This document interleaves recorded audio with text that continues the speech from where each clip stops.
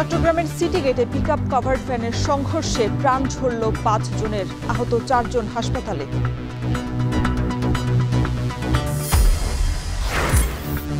ছাত্র সংসদ নির্বাচন চেয়ে বেরোবিতে আমরণ অনশন, রাবিতে শিক্ষক কর্মচারীদের ধর্মঘট, বন্ধ ক্লাস।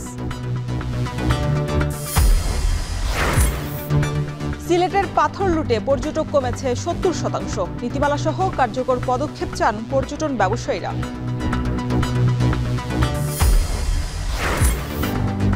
এবং সাতক্ষীরার অপরিকল্পিত সেতু খননের অভাব আর যাত্রী সংকটে বন্ধ হচ্ছে একের পর এক নৌ রুট।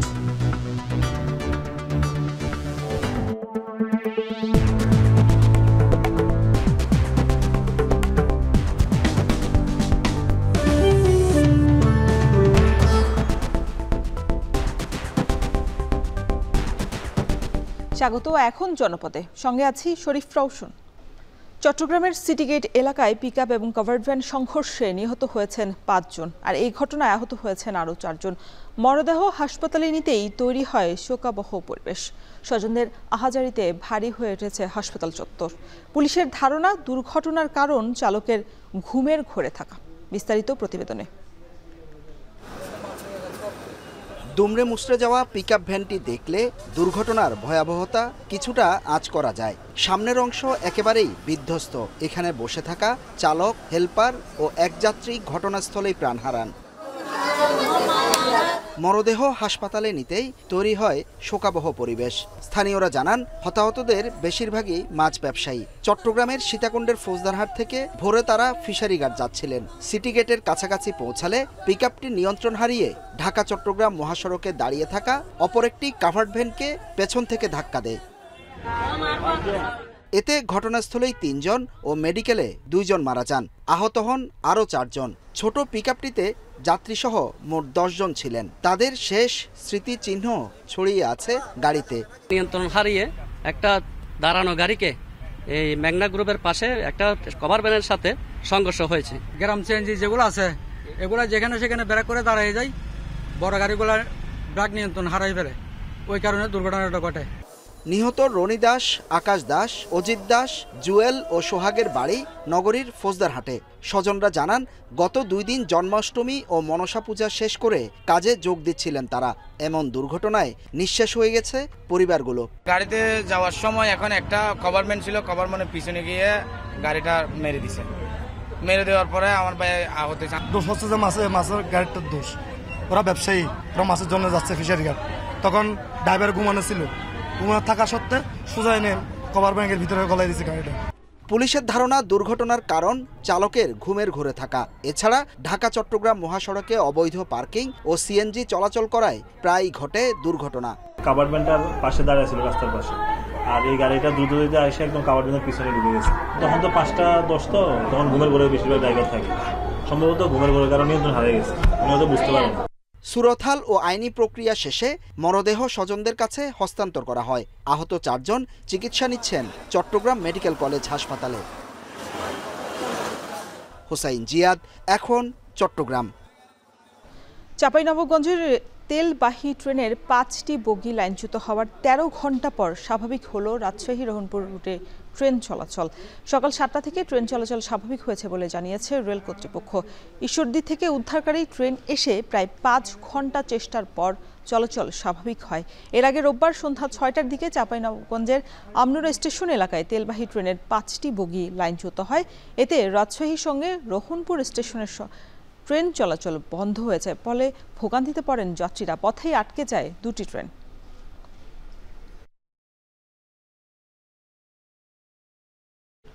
রাজশাহী বিশ্ববিদ্যালয়ে বৈষম্য দূরীকরণ এবং প্রাতিষ্ঠানিক সুবিধা বাস্তবায়নের দাবিতে কর্মবিরতি এবং অবস্থান ধর্মঘট করছেন শিক্ষক, কর্মকর্তা এবং কর্মচারীরা। এতে বন্ধ আছে সব বিভাগের ক্লাস এবং প্রশাসনিক কার্যক্রম। অবস্থান ধর্মঘটে বক্তারা বলেন, প্রাতিষ্ঠানিক সুবিধা তাদের ন্যায্য অধিকার, যা আদায় না হওয়া পর্যন্ত আন্দোলন চালিয়ে যাবেন তারা। সকাল ৯টা থেকে বেলা ১টা পর্যন্ত ধর্মঘট পালন সহ আগামীকাল পূর্ণ দিবস ধর্মঘট পালনের ঘোষণাও দেন তারা। এ সময় একাডেমিক কার্যক্রম সহ ক্লাস বন্ধ থাকবে, তবে পরীক্ষা এবং জরুরি কার্যক্রম চলবে। এর আগে ভর্তি পরীক্ষায় পোষ্য কোটা বাতিলের দাবিতে গত ২ জানুয়ারি সকাল ১০টা থেকে রাত ১০টা পর্যন্ত প্রশাসন ভবনে তালা মেরে 2 শতাধিক শিক্ষক কর্মকর্তা কর্মচারীকে অবরুদ্ধ করে রাখেন শিক্ষার্থীরা। পরে রাত 10টায় পোষ্যকটা বাতিলের ঘোষণা দেন বিশ্ববিদ্যালয়ের উপাচার্য অধ্যাপক ডক্টর সালেহ হাসান নকিব।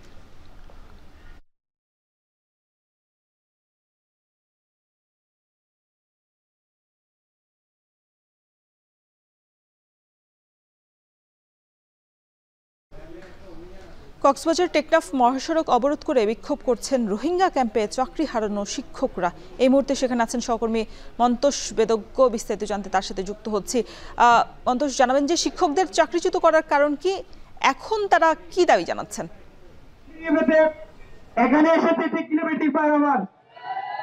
রাত্রি মূলত তহবিল সংকটের কথা বলে এই শিক্ষকদের চাকরিচ্যুত করা হয়েছে। প্রায় 1200 শিক্ষককে চাকরিচ্যুত করা হয়েছিল জুন মাসে। এরপর থেকেই কিন্তু তারা নানাভাবে আন্দোলন করে আসছিলেন। আন্দোলনের এক পর্যায়ে স্থানীয় প্রশাসনের পক্ষ থেকে তাদেরকে আশ্বাস দেওয়া হয়েছিল তাদের আবারও চাকুরিতে পুনর্বহাল করা যায় কিনা সেই চেষ্টাটি তারা করবেন, এবং সে ধরনের আশ্বাসের প্রেক্ষিতে তারা কিন্তু দীর্ঘ সময় অপেক্ষা করেছেন এবং আজকে সকাল থেকে তারা আবারও কিন্তু এখানে আন্দোলন শুরু করেছেন। এবং আমরা দেখছি যে কক্সবাজার টেকনাফ যে মহাসড়ক, অত্যন্ত ব্যস্ততম মহাসড়ক এটির যে কোটবাজার অংশ, এখানে শিক্ষকরা এখানে অবস্থান নিয়েছেন এবং তারা কিন্তু সকাল থেকে রোদের মাঝেও, প্রচন্ড রোদের মাঝেও কিন্তু তারা অবস্থান নিচ্ছেন এবং তাদের যে দাবি সেটি হচ্ছে অনতিবিলম্বে তাদের যেন আবারও চাকরিতে পুনর্বহাল করা হয় এবং তাদের যে অধিকার সেটি যেন নিশ্চিত করা হয়, সেই দাবি তারা জানাচ্ছেন। এবং যতক্ষণ পর্যন্ত আসলে তাদের এই চাকরিতে পুনর্বহাল করা হচ্ছে না, ততক্ষণ পর্যন্ত তারা আন্দোলন কর্মসূচি চালিয়ে যাবেন বলে আমাদেরকে জানিয়েছেন। এবং সকাল থেকে যেহেতু এখানে অবরোধ কর্মসূচি চলছে, আমরা দেখছি যে এই কোটবাজার অংশের দুপাশে তারা যেখানে অবস্থান নিয়েছে এর দুপাশে কিন্তু শত শত যানবাহন এখানে আটকা পড়েছে। বিশেষ করে এখানে যেহেতু যানবাহন আটকা পড়েছে, এখানে যারা সাধারণ যাত্রী রয়েছেন তারাও কিন্তু ভোগান্তির শিকার হচ্ছেন। এবং এর প্রেক্ষিতে এখানে আমরা দেখছি যে সেনা সদস্যরা রয়েছেন, র্যাব সদস্যরা এসেছেন এবং পুলিশ সদস্যরা এখানে এই আন্দোলনকারীদের যে জায়গাটিতে আন্দোলনকারীরা অবস্থান করছে সেই জায়গাটিতে এসছেন এবং তাদেরকে আসলে রাস্তা থেকে সরানোর যে চেষ্টা সেটি তারা করছেন। তবে এখন পর্যন্ত অবরোধকারীরা কিন্তু তাদের অবস্থানে অনড় রয়েছেন এবং তারা যেটি বলছেন যে আসলে তারা তাদের চাকরিতে পুনর্বহাল করা না পর্যন্ত তারা কিন্তু এখানে কিন্তু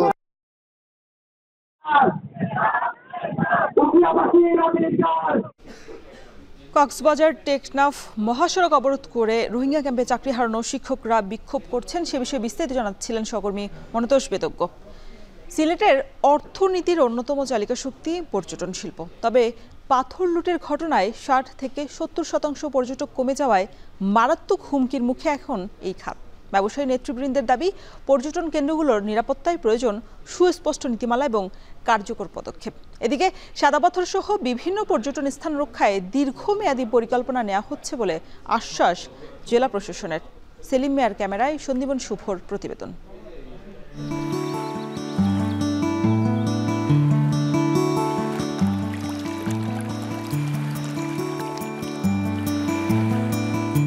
ভোলাগঞ্জের সাদা পাথর, নীল আকাশের নিচে স্বচ্ছ জলরাশি আর পাহাড়ের অপূর্ব মিতালি দেখতে কিছুদিন আগেও পর্যটকের ঢল নামত সিলেটে।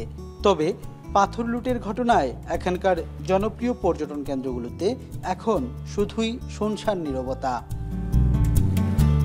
শুধু ভোলাগঞ্জের সাদা পাথরই নয়, একই চিত্র জাফলং, রাংপানি সহ সিলেটের বেশিরভাগ পর্যটন কেন্দ্রে। তাই অন্যান্য দিনের মতোই ছুটির দিনেও নেই মানুষের কোলাহল। যারা আসছেন তারাও হতাশ বর্তমান পরিস্থিতি নিয়ে। পাথর এবং এই ভারতে যে পাহাড় এবং স্বচ্ছ জল, এগুলোই দেখতে আসি। এগুলো কমে গেলে তার পর্যটক আসবে না, কেনই বা আসবে? মানুষ 3 ভাগের 1 ভাগও আজকে আসে নাই, সেই হিসাবে কিন্তু আমাদের ক্ষতি, ব্যবসায়েরও ক্ষতি। পরবর্তীতে যাতে এইরকম কোনো লুটপাট না হয়, এইভাবে এটার জন্য যাতে প্রশাসন কঠোরভাবে ব্যবস্থা নেয়। স্থানীয় ব্যবসায়ীরা বলছেন, পাথর লুটের ঘটনায় কর্মহীন হয়ে পরিবার নিয়ে মানবেতর জীবনযাপন করছেন তারা। ক্ষতি তো প্রচুর, এখন তো দেখা যায় পুঁজি বাঙ্গিয়া খাওয়া লাগে, পেট চলেন না, তো বালা কিছু খাইতে পারলাম না, এলাকানো চললাম, এখন কিতা করব। এখন বর্তমানে যে পর্যটক আর বেচা কিনি অথবা যারা নৌকা চালায়, যারা গাইডগিরি করে, যারা ক্যামেরাম্যান, তারা কারোর কোনো রুজি রোজগার নাই। এমন বাস্তবতায় নেতিবাচক প্রভাব পড়েছে হোটেল মোটেল পরিবহন সহ পর্যটন সংশ্লিষ্ট নানা ব্যবসায়। পর্যটক কমে যাওয়ায় কয়েকশো কোটি টাকা লোকসানের মুখে পড়তে পারে বলেও আশঙ্কা তাদের। একটা ধারাবাহিক ফ্লো ছিল যে প্রতি মাসেই মনে করেন প্রতিদিনই গেস্ট আসছিল। এটা আপনার উইকেন্ড বা শুধু না, প্রতিদিনই দেখা যাচ্ছে গেস্ট ফ্লো ছিল সিলেটে। কিন্তু এই ঘটনার পর থেকে হঠাৎ করে আপনার স্থিমিত হয়ে গেছে সব কিছু। ক্ষতির পরিমাণটা এতই বিশাল, এইগুলো আসলে ক্যালকুলেশন করে এইভাবে বলা খুবই কঠিন। যারা বিভিন্ন খাবারের ব্যবসা করতেছে বা বিভিন্ন ধরনের পশুরা সাজিয়ে বসতেছে তাদের কথা চিন্তা করেন, এইগুলোর সাথে আপনি ট্রান্সপোর্ট রিলেটেডগুলো চিন্তা করেন, সবাই আমরা ক্ষতির সম্মুখীন, নট অনলি হোটেল। এদিকে ব্যবসায়ী নেতৃবৃন্দ বলছেন, জেলার পর্যটন খাত নিয়ে দ্রুত মহাপরিকল্পনা নেওয়া না হলে এ শিল্প অচিরেই ধ্বংসের মুখে পড়ার আশঙ্কা করছেন তারা। তবে জেলা প্রশাসন বলছে, সাদা পাথর সহ সিলেটের সব পর্যটন কেন্দ্র রক্ষায় মহাপরিকল্পনা নেওয়া হবে। ৬০০ কোটি টাকার ক্ষতি হয়েছে বিভিন্নভাবে, রেস্টুরেন্টগুলোর ক্ষতি হয়েছে। সরকার বা দায়িত্বশীল ব্যক্তিবর্গ অতি সত্বর এই ব্যাপারে একটা কঠিন সিদ্ধান্ত গ্রহণ করে পর্যটকের মনোবল মজবুত করা বা শক্তি যোগানোর ব্যাপারে সহায়ক ভূমিকা রাখবেন বলে আমি মনে করি। ৫ দফা আমাদের একটা কর্মপরিকল্পনা ঘোষণা করেছি। আমরা এটা যদি বাস্তবায়ন করতে পারি সফলভাবে, এবং একই সাথে আমরা স্থায়ী একটা পরিকল্পনাও নেব যে এটা স্থায়ীভাবে কীভাবে নিরসন করা যায়, সেই বিষয়ে নিয়ে আমরা কাজ করে যাচ্ছি। আশা করি যে অচিরেই এটা স্থায়ীভাবে সমাধান হবে। স্থানীয়রা বলছেন, সিলেটের ব্যবসা বাণিজ্যের মূল স্তম্ভ পর্যটন শিল্প, তাই এটি রক্ষায় কেবল আশ্বাসী নয়, বরং প্রয়োজন কার্যকর পদক্ষেপ। সন্দীপন শুভ, এখন সিলেট। বেগম রোকেয়া বিশ্ববিদ্যালয়ের আইনে ছাত্র সংসদ নির্বাচন যুক্ত করে দ্রুতই নির্বাচনী রোডম্যাপ ঘোষণার দাবিতে দ্বিতীয় দিনের মতো আমরণ অনশন করছেন কয়েকজন শিক্ষার্থী। এ বিষয়ে বিস্তারিত জানাতে যুক্ত হচ্ছেন সহকর্মী মোকাররম হোসাইন। মোকাররম, শিক্ষার্থীদের অনশন ভাঙতে বিশ্ববিদ্যালয় প্রশাসন কোনো উদ্যোগ নিয়েছে কিনা, সেখানকার সার্বিক পরিস্থিতিকেই জানাবেন। রওশন, অনশনের ২৪ ঘন্টা পেরিয়েছে। গতকাল ঠিক এই সময় অনশন শুরু হয়েছে। বেগম রোকেয়া বিশ্ববিদ্যালয়ের শিক্ষার্থীরা বিশ্ববিদ্যালয় আইনে যে ছাত্র সংসদের প্রসঙ্গ সেটি এনে দ্রুত নির্বাচনের রোডম্যাপের দাবিতে এই অনশনে বসছে, এবং গত রাত পর্যন্ত প্রায় ৩-৪ দফায় বিশ্ববিদ্যালয় প্রশাসন চেষ্টা করেছেন অনশন ভাঙানোর, কিন্তু শিক্ষার্থীরা তাদের দাবিতে অনড়। তারা চাচ্ছেন যে নির্বাচনের যে রোডম্যাপ সেটি সুনির্দিষ্টভাবে ঘোষণা করতে হবে। বিশ্ববিদ্যালয় আইনে যে ছাত্র সংসদের প্রসঙ্গটি নেই সেটি সংযুক্ত করতে হবে, এবং বিশ্ববিদ্যালয় কর্তৃপক্ষ তাদেরকে আশ্বাস দেওয়ার চেষ্টা করেছেন যে ইউজিসি বরাবর তারা চিঠি দিয়েছেন, কিন্তু শিক্ষার্থীরা বারবার একই ধরনের প্রতিশ্রুতি পেয়ে তারাও এক ধরনের বিরক্ত। তারা চান যে এবার এটার চূড়ান্ত একটি সুরাহা না হওয়া পর্যন্ত তারা এই স্থান ত্যাগ করবেন এবং তাদের যে অনশন কর্মসূচি সেটি তারা ভাঙবেন না। ইতিমধ্যে ৩ জন শিক্ষার্থী গত রাত পর্যন্ত আমরা অসুস্থ হওয়ার খবর পেয়েছি, তবে যত সময় গড়াচ্ছে তত অসুস্থ হওয়ার সংখ্যা যে সেটি বাড়ছে। শিক্ষার্থীরা বলছেন যে আবু সাঈদের ক্যাম্পাসে আবু সাঈদ যেভাবে জীবন দিয়ে বৈষম্যের বিরুদ্ধে লড়েছেন, প্রয়োজনে ছাত্র সংসদের দাবিতে আবু সাঈদের উত্তরসূরি এবং সহযোদ্ধারা একইভাবে জীবন দিয়ে হলেও এখানকার ছাত্র সংসদের যে দাবিটি সেটি আদায় করে ছাড়বেন। বিশ্ববিদ্যালয়ের বয়স 16 বছর পেরিয়েছে। 16 বছরে একবারও বিশ্ববিদ্যালয়ের ছাত্র সংসদ নির্বাচন হয়নি, তবে প্রত্যেক বছরই শিক্ষার্থীদের কাছ থেকে ছাত্র সংসদ বাবদ যে অর্থ সংগ্রহ করা হয়েছে শিক্ষার্থীদের হিসেবে সেই অর্থের পরিমাণ প্রায় 1.5 কোটি টাকা, এবং সেই টাকার হিসেবও তারা এখনো পাননি। সবকিছু মিলিয়ে বিশ্ববিদ্যালয়ের আবাসিক সংকট, শ্রেণীকক্ষের সংকট, গবেষণার সংকট, সব সংকটের সমাধান তারা দেখছেন ছাত্র সংসদের মধ্য দিয়ে। তারা বলছেন ছাত্র সংসদ নির্বাচনের মধ্য দিয়ে যদি শিক্ষার্থীদের প্রতিনিধি তৈরি হয় তাহলে শিক্ষার্থীদের দাবি আদায়ের জন্য তারা তৎপর থাকতে পারবেন। এজন্য বিশ্ববিদ্যালয়ের সমস্যা সমাধানের জন্য হলেও ছাত্র সংসদগুলো নির্বাচনটি অত্যন্ত জরুরি। রওশন, অনশন কর্মসূচি চলছে, আমরা আছি এখানে। পরের সংবাদে নিশ্চিত করে বলা যায় যে পরের আপডেটটি আমরা দিতে পারবো। এই ছিল এই মুহূর্তে বেগম রোকেয়া বিশ্ববিদ্যালয়ের যে আমরণ অনশন ছাত্র সংসদের দাবিতে, সেই অনশনের সবশেষ খবর। সাতক্ষীরা, যেখানে একসময় 27টি নদ নদী ছিল যোগাযোগ, বাণিজ্য আর যাত্রী চলাচলের মূল ভরসা, কিন্তু সময়ের সাথে পলি জমে নদীগুলো ভরাট হয়ে কমেছে নাব্য। একে একে বন্ধ হয়ে গেছে অধিকাংশ নৌরুটি। অপরিকল্পিত সেতু খননের অভাব আর যাত্রী সংকট বাড়িয়েছে এই সমস্যা, ফলে অচল সাতক্ষীরার নদীপথ। তবে এখনও গাবুরা খুলনা রুটে চালু আছে একটি মাত্র লঞ্চ, যেটি পণ্য পরিবহনে যেমন সাশ্রয়ী তেমনি যাত্রীদের জন্য আরামদায়ক। আহসান রাজীবের প্রতিবেদন। আগে সাতক্ষীরায় যাতায়াত আর পণ্য পরিবহনের ভরসা ছিল নদীপথ। পলি জমে মরিচচাপ, বেতনা, কপোতাক্ষ সহ উজানের বেশিরভাগ নদীতে কমে গেছে নাব্য। একই সাথে দখল হয়েছে নদীর দুই পাড়। নৌ চলাচল বন্ধ হওয়ায় ভেঙে পড়েছে স্থানীয় ব্যবসা বাণিজ্য। সাতক্ষীরা শহরের মধ্য দিয়ে প্রবাহিত প্রাণসায়র খাল। এই খাল দিয়ে একসময় চলাচল করত বড় বড় নৌযান। তবে বর্তমানে খালটি পলি জমে ভরাট হওয়া এবং অপরিকল্পিত ব্রিজ নির্মাণ হওয়ার কারণে এখান দিয়ে কোনো ধরনের নৌযান চলাচল করতে পারছে না। একই অবস্থা জেলার বেতনা নদী, কপোতাক্ষ নদী সহ অন্যান্য নৌ রুটগুলোতেও। তবে ব্যতিক্রম গাবুরা খুলনা রুট। চলাচল করা একটি লঞ্চ এখনও ধরে রেখেছে নদী ভিত্তিক যোগাযোগের শেষ আলো। এতে পণ্য পরিবহনে খরচ কম, যাত্রীরাও চলতে পারেন স্বাচ্ছন্দ্যে। গাবুরা থেকে খুলনা যাতে 6 থেকে 700 টাকা খরচ হয়। লঞ্চে গেলে নিরাপদ, আমাদের ঘুমাইয়ে খুলনা দিয়ে চলে যেতে পারি। তো লঞ্চে গেলে আমরা একটু শুয়ে বসে যেতে পারি, কষ্ট কম হয়। সাতক্ষীরার উপকূলীয় আশাশুনি, শ্যামনগর সহ খুলনার কয়রা ও দাকোপ উপজেলার অধিকাংশ মানুষই লঞ্চে চলাচল করেন। কপোতাক্ষ নদের ভাটির অংশ হয়ে শিবসা ও পশুর নদী হয়ে এটি খুলনা পর্যন্ত চলাচল করে। তবে নিয়মিত ড্রেজিংয়ের অভাবে নদীর অনেক এলাকায় চর পড়তে শুরু করেছে। আমাদের এখন এই রোডে লঞ্চ চলে একটা, তাতে আমাদের কোনো সময় তেলের টাকা উঠে, কোনো সময় উঠে না।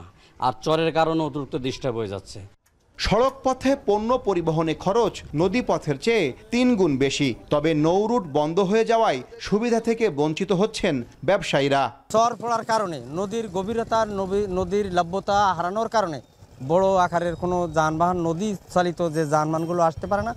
পরিবেশবিদ আর নদী বিশেষজ্ঞদের মতে সাতক্ষীরার 27টি নদীর মধ্যে 13টি ইতোমধ্যে পলি পড়ে ভরাট হয়ে গেছে। এর সাথে যুক্ত থাকা 429টি খালও পড়েছে অস্তিত্ব সংকটে। ফলে নাব্য হারিয়ে একদিকে যেমন বন্ধ নৌ চলাচল, তেমনি বাড়ছে জলাবদ্ধতা। সাতক্ষীরা টু বড়দল আমরা দেখেছি যে এখানে নৌপথেই বাণিজ্যের সমস্ত পণ্য পরিবহন হতো, মানুষ যাতায়াত করতো, সব কিছুই।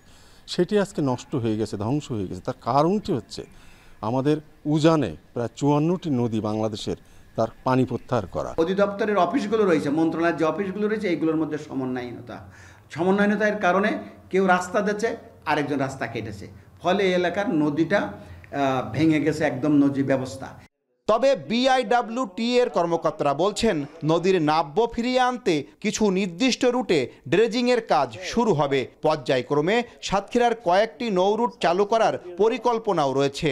এই নৌপথের বিভিন্ন জায়গায় কিছু নাব্যতা সংকট আছে। সেই নাব্যতা সংকট নিরসনের জন্য আমরা প্রধান প্রকৌশলী ড্রেজিং বরাবর আমরা চাহিদাপত্র প্রেরণ করেছি এবং খুব দ্রুতই এই সমস্ত নাব্যতা সংকট যেখানে আছে সেগুলো ড্রেজিংয়ের মাধ্যমে সমাধান করা হবে বলে আশা করা যায়। জলবায়ু পরিবর্তন আর প্রাকৃতিক দুর্যোগে বহুবার ক্ষতিগ্রস্ত হয়েছে সাতক্ষীরা। তবে এখনও পরিকল্পিত নদী খনন ও কার্যকর নৌপথ ব্যবস্থাপনায় বদলে যেতে পারে চিত্র। আহসান রাজীব, এখন সাতক্ষীরা। কিশোরগঞ্জ শহরের ভৈরব ময়মনসিংহ আঞ্চলিক মহাসড়কের পাশে ময়লার ভাগাড়। তীব্র গন্ধে দূষিত হচ্ছে পরিবেশ, নষ্ট হচ্ছে জমির ফসল। প্রায় 10 কোটি টাকার বর্জ্য ব্যবস্থাপনা প্রকল্প 2 বছর আগে শেষ হলেও লোকবল সংকটে এখনও তা চালু হয়নি। ফলে ভোগান্তিতে পড়েছেন স্থানীয়রা। তবে ময়লা ডাম্পিং করে দ্রুতই সমাধানের আশ্বাস পৌর কর্তৃপক্ষের। মশিউর কায়েসের প্রতিবেদন। কিশোরগঞ্জ জেলা সদরের খিলপাড়া বুরুঙ্গা চরের বাসিন্দা রতন মিয়া কিছুদিন আগে তাঁর এক আত্মীয়ের বিয়ের কথা চূড়ান্ত করতে বাড়িতে আসেন পাত্রপক্ষ। তবে বাড়ির পাশে ময়লার ভাগাড় ও দুর্গন্ধ সহ্য করতে না পেরে কেটে পড়েন পাত্রপক্ষ। রতন মিয়ার অভিযোগ, ময়লাযুক্ত এই পরিবেশে কেউ আত্মীয়তা করতে চান না। দ্রুত এই দূষিত পরিবেশ থেকে মুক্তি চান তারা। 2021 সালের মে মাসে এশিয়ান ডেভেলপমেন্ট ব্যাংকের অর্থায়নে বর্জ্য ব্যবস্থাপনায় 4 একর জমিতে প্রায় 10 কোটি টাকা খরচে বানানো হয় স্যানিটারি ল্যান্ডফিল্ড, যেখানে বসানো হয়েছে অত্যাধুনিক পাম্প ও ফিল্টার মেশিন, যা দিয়ে বর্জ্য থেকে ময়লা পানি বিশুদ্ধভাবে আলাদা করা যাবে। প্রক্রিয়াজাত শেষে এই বর্জ্য রূপান্তর হবে জৈব সারে। 2022 সালের শেষের দিকে ঠিকাদারি প্রতিষ্ঠান কাজ শেষ করে বুঝিয়ে দিলেও এখনও চালু হয়নি প্রকল্পটি। পৌরসভা বলছে অর্থ সংকট ও লোকবল না থাকায় এটি মুখ থুবড়ে পড়েছে। পরিকল্পনা আছে, আমরা যেহেতু 27 কোটি টাকার আমরা একটা প্রস্তাবনা পাঠাইছি পিডি অফিসে, যদি স্যাররা অনুমোদন দেন তাহলে আমরা রিসাইক্লিং, সেগ্রিগেশনে যা যা করতে হয় ইত্যাদি আমরা কাজ করবো ইনশাল্লাহ। ভৈরব ময়মনসিংহ আঞ্চলিক মহাসড়কের পাশে কিশোরগঞ্জ পৌরসভার বিভিন্ন ওয়ার্ড থেকে প্রতিদিন প্রায় 20 থেকে 25 ট্রাক বর্জ্য ফেলা হয়। ময়লার স্তূপ ছড়িয়ে পড়েছে প্রায় 1 কিলোমিটার রাস্তা জুড়ে। অল্প বৃষ্টিতেই এই আবর্জনা ভেসে যায় সড়ক ও ফসলি জমিতে। এতে দুর্ঘটনা বাড়ছে, উর্বরতা কমছে জমির। আপনি মাহফিল লাগিয়ে তো আমরা বাতি গাইতারি না, কথাটা বুঝুন, এক করে ফুটতারি না, ঘুমাইতারি না, দুর্গন্ধ, অনেক অসুবিধাতে আমরা আছি ময়লার কারণে। পৌরসভার থেকে ময়লা আইনা ফালতে আছে, এরা কইছি ময়লা আনতে কিন্তু ওটা নাই না। এই গন্ধের কারণে আপনার নাক ধরে রাখতে হয়, মুখ বন্ধ হয়ে যায়, শ্বাসকষ্ট অনেক সমস্যা হয়। এদিকে পৌর প্রশাসক জানালেন বর্জ্য ব্যবস্থাপনায় নেওয়া হবে দীর্ঘমেয়াদী পরিকল্পনা। পার্মানেন্ট সলিউশন করার জন্য আমরা ওখানে যাতে কেউ বর্জ্য রাস্তার উপর না ফেলে সেক্ষেত্রে পরিষ্কার নির্দেশনা দেওয়া হয়েছে। পৌরসভার কেউ যদি দায়িত্ব অবহেলা করে তাহলে তার জন্য শাস্তিমূলক ব্যবস্থা গ্রহণ করা হবে এবং এখানে সচেতনতামূলক প্রোগ্রাম সহ আমাদের তদারকি বৃদ্ধি করার আমরা পরিকল্পনা গ্রহণ করেছি। কর্তৃপক্ষের আশ্বাস আর প্রতিশ্রুতি নয়, স্থানীয়রা চান ময়লা ডাম্পিং করে দ্রুত সমস্যার সমাধান। মশুর কায়েস, এখন কিশোরগঞ্জ। ফেনীতে এবার 3 দফার বন্যায় ক্ষতিগ্রস্ত হয়েছে কৃষিখাত, নষ্ট হয়েছে শত কোটি টাকার ফসল। তবুও কয়েক দফা ক্ষতির পর রোপা আমন ধান আবাদে ব্যস্ত কৃষকরা। এনে বিস্তারিত জানাতে ফেনীর ফুলগাজী থেকে যুক্ত হচ্ছেন সহকর্মী সোলাইমান ডালিম। ডালিম, কৃষি বিভাগ থেকে বন্যায় যারা ক্ষতিগ্রস্ত হয়েছেন সেসব কৃষকদের কোনো সহায়তা দেওয়া হয়েছে কিনা, আমান আবাদের বিষয়ে বিস্তারিত জানাবেন। রোশন, ফুলগাজীর যে মাঠটিতে আমরা দাঁড়িয়ে আছি এটি গত 1 মাস আগেও কিন্তু বন্যার পানিতে নিমজ্জিত ছিল। সেই মাঠে এখন শুকনো অবস্থা, পানি কিছুটা কমেছে, যার ফলশ্রুতিতে কৃষকরা কিন্তু মাঠে রোপা আমনের যে ফলন সেটি ফলানোর জন্য কাজ করছে। আমরা কথা বলেছি ফেনীর যে কৃষি বিভাগ রয়েছে, তারা বলেছে যে ফেনীতে চলতি বছর অর্থাৎ 2025-এ 3 দফার যে বন্যা সেটি কিন্তু হানা দিয়েছে, যার ফলশ্রুতিতে কিন্তু কৃষক এবং মৎস্য বিভাগ থেকে প্রাণী সম্পদ বিভাগ থেকে সব জায়গায় কিন্তু ক্ষতিগ্রস্ত হয়েছে। প্রায় কৃষি বিভাগ যেটি জানিয়েছে যে প্রায় 29,000 কৃষক কিন্তু ক্ষতি হয়েছে এই 3 দফার বন্যায়।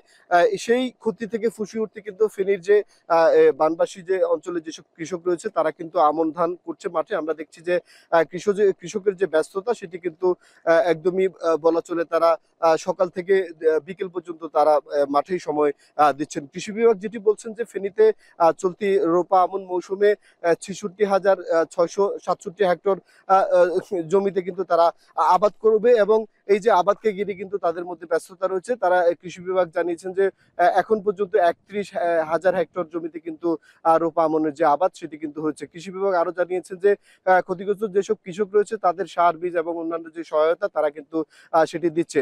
তো এই ছিল ফেনীর ফুলগাজীর ফসলি মাঠ থেকে আমাদের কাছে রোপা আমন আবাদের খবরের সর্বশেষ। ফেনী থেকে যুক্ত ছিলেন সহকর্মী সোলাইমান ডালিম। ভারত থেকে পেঁয়াজ আমদানি শুরু হওয়ায় চট্টগ্রাম এবং হিলিতে কমেছে পেঁয়াজের দাম। 3 দিনের ব্যবধানে প্রতি কেজি পেঁয়াজের দাম কমেছে 8 থেকে 10 টাকা পর্যন্ত। এ নিয়ে বিস্তারিত জানাতে চট্টগ্রামের খাতুনগঞ্জ থেকে কাজী মাহফুজ এবং হিলি স্থলবন্দর থেকে যুক্ত হচ্ছেন সহকর্মী সোহেল রানা। তবে শুরুতেই মাহফুজ, আপনার কাছে জানতে চাই, পেঁয়াজের দাম আরো কমার সম্ভাবনা আছে কিনা? রোশন, আমরা দেখেছি চলতি মাসের শুরু থেকে পেঁয়াজের দাম কয়েক ধাপে বেড়ে 85 টাকাতে গিয়ে ঠেকেছিল খাতুনগঞ্জের পাইকারি বাজারে। সেই জায়গাতে 2-3 দিনের ব্যবধানে আমরা দেখতে পাচ্ছি পেঁয়াজের দাম 65 টাকায় চলে এসেছে, অর্থাৎ 3-4 দিন 5 দিনের ব্যবধানে 20 টাকা পর্যন্ত কমেছে। আর দাম বাড়ার কারণ হিসেবে এখানে যারা ব্যবসায়ী আছেন তারা বলছেন মূলত ভারত থেকে পেঁয়াজ আমদানির খবর, একই সাথে কয়েক ট্রাক পেঁয়াজ ইতোমধ্যে বাজারে এসেছে, তার প্রভাবেই মূলত দামটা কমতে শুরু করেছে এবং সামনে দাম আরও কমে আসবে যদি পেঁয়াজের যে সরবরাহ বাড়তে শুরু করেছে, আমদানি বাড়তে শুরু করেছে, সেটি যদি অব্যাহত থাকে। তবে বেচা বিক্রির ক্ষেত্রে আমরা দেখতে পাচ্ছি এখনও সেরকম জমে ওঠেনি, বেচা বিক্রি স্বাভাবিক সময়ের চাইতে কম। এখানে যারা ব্যবসায়ী আছেন, পাইকার আছেন, তারা বলছেন মূলত এখানে দাম কমার আশায় ভোক্তা এবং খুচরা ব্যবসায়ীরা পেঁয়াজ কেনা কমে কমিয়ে দিয়েছে। তারা মনে করছেন যে সামনে আরও দাম কমে আসতে পারে, যেহেতু আমদানি বেড়েছে। এই অবস্থায় দাম আরও কমে আসবে এবং তখন হয়তো পেঁয়াজের বেচাকেনা বাড়বে। এক্ষেত্রে আপনাকে বলে রাখি যে আসলে দেশের বাজারে পেঁয়াজের যে চাহিদা সেটি দীর্ঘদিন দেশি পেঁয়াজ দিয়ে পূরণ করা হয়েছিল। এমন অবস্থায় আমরা দেখতে পাচ্ছি যেহেতু এখন আমদানি বেড়েছে এবং দেশি পেঁয়াজের সরবরাহ কমেছে, সেই অবস্থায় আমদানি যদি আরও বাড়ে সেই ক্ষেত্রে দাম আরও কমে আসবে বলছেন এখানকার ব্যবসায়ীরা। সোহেল, আপনার কাছে জানতে চাই, প্রতিদিন হিলি স্থলবন্দর দিয়ে কি পরিমাণ পেঁয়াজ আমদানি করা হচ্ছে, বিস্তারিত জানাবেন। রোশন, গতকাল প্রায় 5.5 মাস বন্ধের পর হিলি স্থল বন্দর দিয়ে ভারত থেকে পেঁয়াজের আমদানিটা শুরু হয়েছে এবং এই আমদানির পরিমাণে যে কথাটি আপনি বলছিলেন যে আমরা বিগত সময়ে যেখানে দেখেছি প্রতিদিন প্রায় 200 থেকে 300 মেট্রিক টন কিংবা 400 মেট্রিক টন পর্যন্ত এই বন্দর দিয়ে পেঁয়াজ আমদানি হয়েছে, সেই আমদানির পরিমাণ কিন্তু খুবই কম। গতকাল আমরা দেখেছি মাত্র 149 মেট্রিক টন পেঁয়াজ কিন্তু এই বন্দর দিয়ে আমদানি হয়েছে এবং আজকে কিছুক্ষণ আগে একটি ট্রাকে 30 মেট্রিক টন পেঁয়াজ কিন্তু এই বন্দরে প্রবেশ করেছে। আমি এই হিলি স্থল বন্দরের উদ্ভিদ সংগ্রহ যে অফিস রয়েছে সেইখানকার যে কর্মকর্তা তার সাথে কথা বলেছে, তিনি আমাকে যেমনটি জানিয়েছেন যে আমদানিকারক যারা রয়েছেন তারা মূলত প্রতি জন প্রায় 30 মেট্রিক টন করে আমদানির অনুমতি পাচ্ছেন। এতে করে প্রায় গতকাল পর্যন্ত 22 জন আমদানিকারক 660 মেট্রিক টন পেঁয়াজ আমদানির অনুমতি পেয়েছে, যার মধ্যে 149 মেট্রিক টন পেঁয়াজ কিন্তু এই বন্দর দিয়ে আমদানি হচ্ছে। আমদানিকারকদের সাথে কথা বলেছি, তারা যেটি বলছেন যে চাহিদার তুলনায় আমদানির যে পরিমাণ সেটি কিন্তু অনেকটাই কম। তারপরেও বাজারে যে দামে প্রভাব পড়তে শুরু করেছে আমদানির কারণে, সেটি কিন্তু আরো কমতে পারে যদি আমদানির অনুমতিটা আরো বেশি পরিমাণে দেওয়া যায়। সেক্ষেত্রে হয়তো বাজারের দাম কিন্তু অনেকটাই নিয়ন্ত্রণে আসবে এবং সাধারণ যারা ক্রেতা তারা কিন্তু পেঁয়াজ কিনে অনেকটাই স্বস্তি পাবেন বলে কিন্তু এখানকার ব্যবসায়ীরা বলছেন। তারা বলছেন বিগত সময়গুলোতে কোনো ধরাবাঁধা নিয়ম ছিল না আমদানির অনুমতির ক্ষেত্রে, সেক্ষেত্রে অনেকে 5,000, 10,000 কিংবা 5,000, 10,000 কিংবা 1,000 মেট্রিক টন পর্যন্ত এলসি তারা করতে পেরেছেন, কিন্তু এখন সেটি করতে পারছেন না। এটি কিন্তু জটিলতার কারণে আমদানির পরিমাণটা এখানে অনেকটাই কম বলে কিন্তু ব্যবসায়ীরা জানিয়েছে। তো এই ছিল রোশন আমার কাছে পেঁয়াজের আমদানি এবং দরদাম নিয়ে সর্বশেষ পরিস্থিতি। ভারত থেকে পেঁয়াজ আমদানি শুরু হওয়ায় দাম কমতে শুরু করেছে পেঁয়াজের দাম। এই বিষয়ে বিস্তারিত জানাতে আমাদের সাথে হিলি এবং চট্টগ্রাম থেকে যুক্ত ছিলেন সহকর্মীরা। ব্রাহ্মণবাড়িয়ার সরাইল এবং নাসিরনগর উপজেলার একটি সংযোগ সেতুর কাজ দীর্ঘদিন ধরে ফেলে রেখে লাপাত্তা ঠিকাদার। ফলে গুরুত্বপূর্ণ সেতুটির কাজ বন্ধ থাকায় দুর্ভোগ বাড়ছে দুই উপজেলার 20টিরও বেশি গ্রামের বাসিন্দাদের। ইতিমধ্যেই বাড়ানো হয়েছে সেতুর নির্মাণ প্রকল্পের মেয়াদ, তবে নির্মাণ কাজের আশানুরূপ অগ্রগতি না হলেও বর্ধিত মেয়াদের মধ্যেই সেতুর কাজ সম্পন্ন হবে বলে আশা এলজিইডির। আজিজুল সঞ্চয়ের প্রতিবেদন। ব্রাহ্মণবাড়িয়া সরাইলের উরওয়াইল ও নাসিরনগরের চাতুলপাড় ইউনিয়নকে ভাগ করেছে কান্তার খাল। সেতু না থাকায় বর্ষায় নৌকা আর শুষ্ক মৌসুমে পায়ে হেঁটেই খাল পার হয় দুই ইউনিয়নের বাসিন্দারা। 2 বছর আগে 9 ব্রিজ প্রকল্পের আওতায় কান্তার খালে সেতু নির্মাণে ঠিকাদার প্রতিষ্ঠান হাসান এন্টারপ্রাইজের সাথে চুক্তি করে এলজিইডি। নির্মাণ ব্যয় ধরা হয় 6,82,00,000 টাকা। তবে স্থানীয়দের অভিযোগ, ঢিমেতালে অর্ধেক কাজ করেই লাপাত্তা ঠিকাদার। সেতু নির্মাণ বন্ধ থাকায় ক্ষোভ স্থানীয়দের। ব্রিজের কাজ করবো করে কিছুদিন আয়ে আর কিছুদিন আয়ে না, ব্রিজ হইতেছে না ভাই, অনেক দূর এই কষ্টের মধ্যেই আমরা আছি। এখনো পর্যন্ত ব্রিজ বন্ধ আছে কাজ, ব্রিজ হয় নাই, খুব কষ্টতে আছি আমরা। পারাপার আসা যাওয়ার রাস্তাটা খুবই কঠিন। সবচেয়ে অসুবিধা যে এখানে যদি কোনো ডেলিভারি রোগী আসে রাত্রে 3টার দিকে, তখন কিন্তু পারাপারের কোনো ব্যবস্থা নেই। প্রতিদিন সরাইলের ওরওয়াইল, পাকশিমুল এবং নাসিরনগরের চাতলপাড় ইউনিয়নের 20টিরও বেশি গ্রামের বাসিন্দারা নৌকায় পার হয় কান্তার খাল। দিনে নৌকা চললেও সন্ধ্যা নামতেই খাল পারাপারে বাধে বিপত্তি। তবে কাজ বন্ধের অভিযোগ ঠিক নয় দাবি করে বর্ধিত মেয়াদের মধ্যেই সেতু নির্মাণের আশ্বাস এলজিইডির। বৃষ্টির এখন অ্যাপ্রোচবিহীন অংশ, যেটি স্ট্রাকচার অংশ, সেটার প্রায় শেষের দিকে কাজ। কয়েকদিন পরেই তারা ডেস্ক স্ল্যাবের কাজ শুরু করবে। আমরা আশা করি এই সিজনটাকে যদি আমরা ধরতে পারি, এই সিজনের ভিতরে ইনশাল্লাহ কাজটা করে ফেলব। আর 9টা ব্রিজ আগে বলেছি সেটা হলো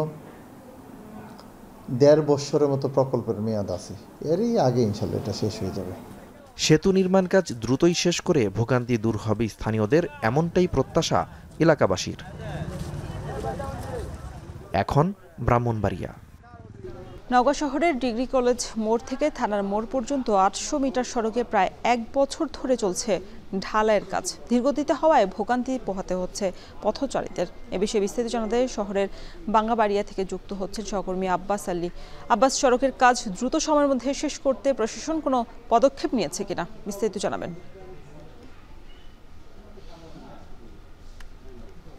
রওশন, আমি এখন অবস্থান করছি নওগাঁ পৌরসভার 1 নম্বর ওয়ার্ডের বাঙ্গাবাড়িয়া মহল্লায়। এই সড়কটি নওগাঁ সরকারি কলেজ থেকে থানার মোড় পর্যন্ত দূরত্ব প্রায় 800 মিটার এবং এই সড়কের পাশে নওগাঁ সরকারি college, Naogaon technical school and college, Naogaon সদর হাসপাতাল এবং নওগাঁ মেডিকেল কলেজ অবস্থিত। বলা যায় যে গত প্রায় 15 বছর থেকে এই সড়কটির পিচ ঢালাই উঠে গিয়ে খানাখন্দে একদম ভরপুর চলাচলের অনুপযোগী হয়ে পড়েছিল। আর এই রাস্তা দিয়ে প্রতিদিন প্রায় 15 থেকে প্রায় 18,000 মানুষ চলাচল করে। যেহেতু এটি দীর্ঘদিন থেকে চলাচলের অনুপযোগী হয়ে পড়েছিল, গত প্রায় 1 বছর থেকে এই সড়কটি ঢালাইয়ের কাজ করা হচ্ছে। এর মধ্যে আপনার কয়েকটি কালভার্ট রয়েছে এবং পানি নিষ্কাশনের জন্য এবং ড্রেনেজ ব্যবস্থা রয়েছে। তবে ঠিকাদার বলছেন যে কাজের ধীরগতি হওয়ার মূল কারণটা সেটা হচ্ছে যে যেহেতু বর্ষার মৌসুমে কাজ চলছে, যার কারণে তাদের কাজের অনেকটা ভোগান্তি পোহাতে হচ্ছে বলে ঠিকাদাররা জানিয়েছেন। তবে তারা আরও জানিয়েছেন যে আগামী প্রায় 15 থেকে 20 দিনের মধ্যে এই কাজটি তারা শেষ করবেন বলে জানিয়েছেন। আর এই কাজটি ইতিমধ্যে প্রায় 60% মধ্যে শেষ হয়েছে বলে জানিয়েছেন ঠিকাদারি প্রতিষ্ঠান। তবে পৌরসভার যিনি নির্বাহী প্রকৌশলী রয়েছেন তিনি জানিয়েছেন যে ঠিকাদারকে দ্রুত কাজ শেষ করার জন্য নিয়মিত তাদেরকে তাগাদা দেওয়া হচ্ছে এবং এই মাসের তাদের এই কাজটি শেষ হওয়ার কথা ছিল। যদি এই মাসে কাজটি শেষ না হয় তাহলে তারা মেয়াদ বাড়াবেন বলে জানিয়েছেন পৌরসভা কর্তৃপক্ষ থেকে। তবে দ্রুত সময়ের মধ্যে এই কাজটি শেষ হবে এবং এলাকাবাসী উপকৃত হবে এমনটাই জানিয়েছেন এলাকাবাসী। তারপরও আসলে তারা জানিয়েছেন যদি দ্রুত সময়ের মধ্যে কাজ শেষ হয় তাহলে তারা অনেকটাই সুবিধা হবে, যেহেতু তারা বলছেন যে প্রায় 1 বছর থেকে এই ঢালাইয়ের কাজটি হচ্ছে, যার কারণে তারা এখন পর্যন্ত তেমন কোনো চলাচলের সুবিধা পাচ্ছেন না বলে জানিয়েছেন এলাকাবাসী। আর যেহেতু গত প্রায় 15 বছর থেকে ভোগান্তি পোহাতে হচ্ছিল, আগামী কিছুদিনের মধ্যে যদি এই কাজটি শেষ হয় তাহলে এলাকাবাসী উপকৃত হবে এমনটাই তারা জানিয়েছেন। তবে ঠিকাদারি প্রতিষ্ঠান মনে করছেন যে যদি বৃষ্টি না হতো বা বর্ষাবাদল যদি না হতো তাহলে তারা দ্রুত সময়ের মধ্যে এই কাজটি শেষ করতে পারতেন। এতে করে তাদের যেমন সময় সাশ্রয় হতো এবং এলাকাবাসীরাও উপকৃত হতো বলে মনে করছেন ঠিকাদারি প্রতিষ্ঠান। তবে যাই হোক না কেন, দ্রুত সময়ের মধ্যে এই কাজটি শেষ করা হলে এলাকাবাসীরা উপকৃত হবে। আর পৌরসভা বলছেন যদিও আসলে মেয়াদ বাড়ানোর কোনো অপশন নাই বলে তারা জানিয়েছেন, তারপরও তারা দ্রুত সময়ের মধ্যে কাজ শেষ করার জন্য ঠিকাদারকে বারবার তাগাদা দেওয়া হচ্ছে। তো এই ছিল আমার কাছে এই সড়কের চলাচল এবং কাজ নিয়ে সবশেষ। নওগাঁ থেকে যুক্ত ছিলেন সহকর্মী আব্বাস আলী। দীর্ঘদিনেও সংস্কার হয়নি ঝালকাঠি শহরের শতবর্ষী বড় বাজারের অবকাঠামো। বর্ষায় নিষ্কাশন ব্যবস্থা না হওয়ার কারণে ড্রেন বন্ধ হয়ে বাজারের ভেতর জমে থাকে নোংরা পানি। বাজারের পুরনো ছাদ থেকে খসে পড়ছে পলেস্তারা। তৈরি হয়েছে দুর্ঘটনার শঙ্কা। এমন ঝুঁকি আর ভোগান্তির মধ্যেই চলছে প্রতিদিনের বেচাকেনা। আলামিন তালুকদারের প্রতিবেদন। শত বছরের ইতিহাসের সাক্ষী ঝালকাঠি শহরের বড় বাজার। সময়ের ব্যবধানে এখন জরাজীর্ণ কিচেন মার্কেট, কাঁচা বাজার ও চালের বাজারের টিনের চাল। বৃষ্টির পানি পড়ে ভিজে যায় মালামাল। এছাড়া পানবাজারের পুরনো ছাদ থেকে খসে পড়ছে পলেস্তরা। স্থানীয় ব্যবসায়ীরা বলছেন বছরের পর বছর সংস্কারের দাবি জানালেও কাজ হয়নি। বর্ষায় পলিথিন দিয়ে কোনো মতে চালা ঢেকে চলে বেচাকেনা। ড্রেনেজ ব্যবস্থাও বেহাল। দীর্ঘদিন পরিষ্কার না হওয়ায় বর্ষার পানিতে জমে যায় কাদা। দুর্গন্ধ ছড়ায় বাজার জুড়ে। কাদা জল মারিয়ে প্রতিদিন বেচাকেনা করতে হয় ক্রেতা বিক্রেতাদের। এছাড়া বাজারে নেই বিশুদ্ধ পানীয় জলের ব্যবস্থাও। প্রতি বছর এই বাজার ইজারা দিয়ে পৌর কর্তৃপক্ষ প্রায় কোটি টাকার রাজস্ব আয় করলেও বাজারের পরিকাঠামো উন্নয়নে নেয়নি উদ্যোগ। প্লাস্টার খসে পড়ে, যে কোনো সময় মানুষ দুর্ঘটনা ঘটতে পারে। তারপর বৃষ্টি হইলে রাস্তায় পানি জমে যায়, মানুষ হাঁটাচলা করতে পারে না। প্রথম শ্রেণীর পৌরসভা হিসেবে এটা বাজারের পরিকাঠামো খুবই খারাপ, ড্রেনেজ ব্যবস্থা খুবই খারাপ। একটু বৃষ্টি হলেই পানি জমে যায়। ঘরদুয়ার সবকিছু ভাঙ্গা, পৌরসভা দেখে না এবং এটার দিক খেয়ালও রাখে না। এক বালতি পানি নিয়ে যেটু পানি দেবে বা কাঁচা বাজারে দেবে, এক বালতি পানি মাছে নেবে, এভাবে বাজারের মধ্যে কোনো পানির কোনো ই নাই। লক্ষ লক্ষ টাকা হিজারা নিয়ে যায় বছর, তারপরে আর পুনে তাগোদারে কয়েকবার জানানো হয়েছে, তারা কোনো গুরুত্বই দিতে আসে না। বৃষ্টি পড়লেই আমরা পানিতে তলায় যাই, পারাতে পারতেছি না, এবং ড্রেনের অবস্থা খুব খারাপ। অনেক দুর্ভোগের ভিতরে দোকানদাররা ব্যবসায়ীরা আছে। হ্যাঁ, পৌরসভা আজকের যে বাজার ইজারা হয়, বাজার থেকে যে অবস্থানে টাকা পয়সা তারা বাজার থেকে করে, তাতে বাজারের অবকাঠামো তারা সুন্দর সাজাইতে পারে, কিন্তু আমরা অনেকবার বলা হওয়ার পরেও তারা এটার ভিতরে তেমন গুরুত্ব নিতেছে না। পৌর কর্তৃপক্ষ বলছে প্রথম শ্রেণীর পৌরসভার সাথে সামঞ্জস্য রেখে বাজারটির আধুনিকায়নে বিভিন্ন দপ্তরে প্রকল্প প্রস্তাবনা পাঠানো হয়েছে। অনুমোদন পেলেই কাজ শুরু হবে। বড় বাজার কেন্দ্রিক আমাদের প্রকল্পে সাবমিট করা আছে, আমরা আশা করি অতি শীঘ্র এগুলো অনুমোদন হবে এবং আমরা এই বড় বাজারকে একটা আধুনিক ও প্রথম শ্রেণী বাজারে রূপান্তরিত করতে পারবো বলে আশা করি। অবকাঠামোগত দুর্বলতা ও কর্তৃপক্ষের উদাসীনতায় ভুগছে জেলা শহরের একমাত্র বাজারটি। কার্যকর উদ্যোগেই ফিরে আসতে পারে আগের জৌলুস। আল আমিন তালুকদার, এখন ঝালকাঠি। চট্টগ্রাম মেট্রোপলিটন পুলিশ কমিশনারের ওয়াকি-টকিতে দেওয়া বক্তব্য সামাজিক যোগাযোগ মাধ্যমে ফাঁস করার অভিযোগে অমি দাস নামে এক পুলিশ কনস্টেবলকে গ্রেপ্তার করা হয়েছে। গেল রাতে তাকে গ্রেপ্তার করে খুলশী থানা পুলিশ। এর আগে তার বিরুদ্ধে অফিসিয়াল সিক্রেটস অ্যাক্টে মামলা করা হয়। পুলিশের টেলিকম ইউনিটের কনস্টেবল হিসেবে তিনি সিএমপির খুলশী থানায় কর্মরত রয়েছেন। তার গ্রামের বাড়িতে চট্টগ্রামের পটিয়ায়। 11 আগস্ট রাতে বন্দর থানায় আওয়ামী লীগ অঙ্গ এবং সহযোগী সংগঠনের মিছিল থেকে হামলায় পুলিশ সদস্য গুরুতর আহত হন। এরপর ওয়াকি-টকিতে সিএমপির সকল সদস্যের উদ্দেশ্যে অস্ত্রধারীর দেখা মাত্র গুলির নির্দেশনা দেন কমিশনার হাসিব আজিজ। কমিশনারের এই বার্তা ওয়াকি-টকি সহ ভিডিও করেন এক কর্মকর্তা। পরে সামাজিক যোগাযোগ মাধ্যমে ভিডিওটি ছড়িয়ে পড়ে। এরপর একাধিক টিম তদন্তে নেমে ওই কনস্টেবলকে শনাক্ত করা হয়।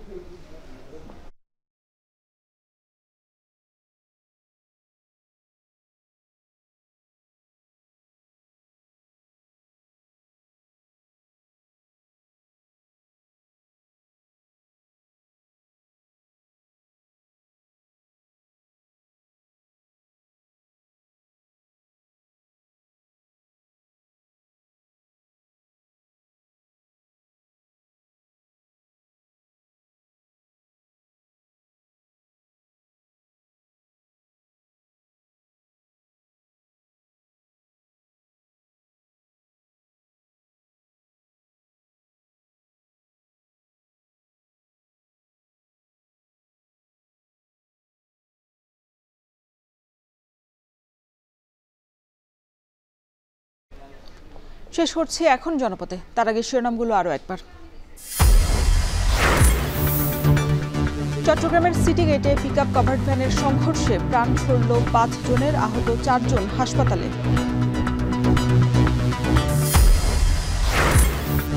ছাত্র সংসদ নির্বাচন চেয়ে বেরোবিতে আমরণ অনশন, রাবিতে শিক্ষক কর্মচারীদের ধর্মঘট, বন্ধ ক্লাস।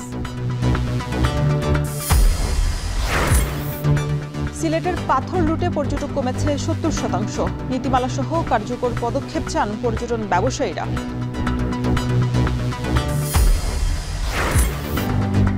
এবং সাতক্ষীরার অপরিকল্পিত সেতু খননের অভাব আর যাত্রী সংকটে বন্ধ হচ্ছে একের পর এক নৌরুট।